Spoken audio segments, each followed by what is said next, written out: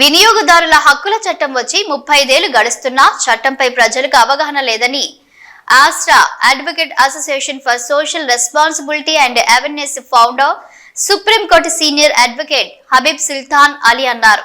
వినియోగదారుల హక్కులపై అవగాహన కల్పించేందుకు ప్రభుత్వం వర్క్ షాపులు ప్రచారాలు నిర్వహించాలన్నారు.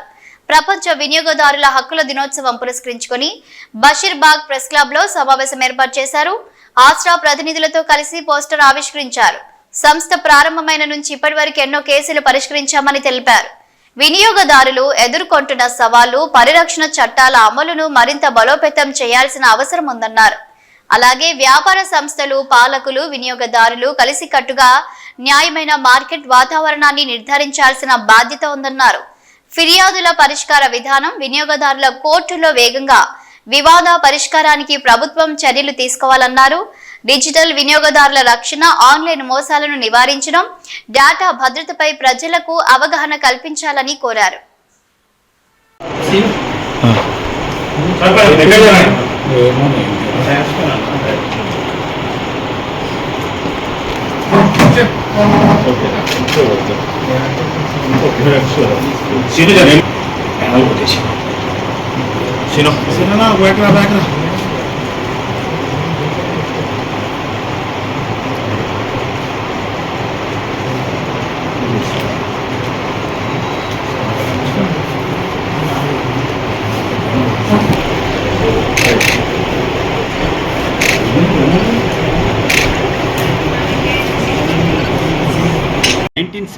లో John F Kennedy first time US కాంగ్రెస్లో అసలు కన్జ్యూమర్స్ని గుర్తించాలి, కన్జ్యూమర్స్ యొక్క ప్రాముఖ్యత తెలియజేయాలి ఫస్ట్ టైం రిప్రజెంట్ చేసింది మార్చి 15 అండి.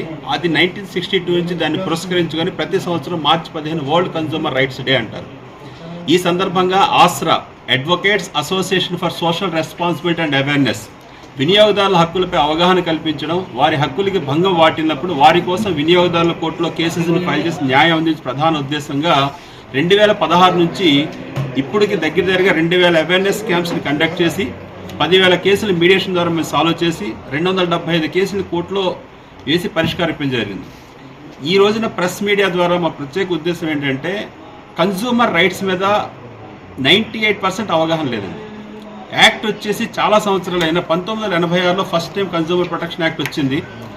దానికంటే ఇంకా పవర్ఫుల్ యాక్ట్ 1986 యాక్ట్ని తీసి ఇప్పుడు 2019 కన్జ్యూమర్ ప్రొటెక్షన్ యాక్ట్ వచ్చింది. దాంట్లో ఈ కామర్స్ని కూడా యాడ్ చేశారు.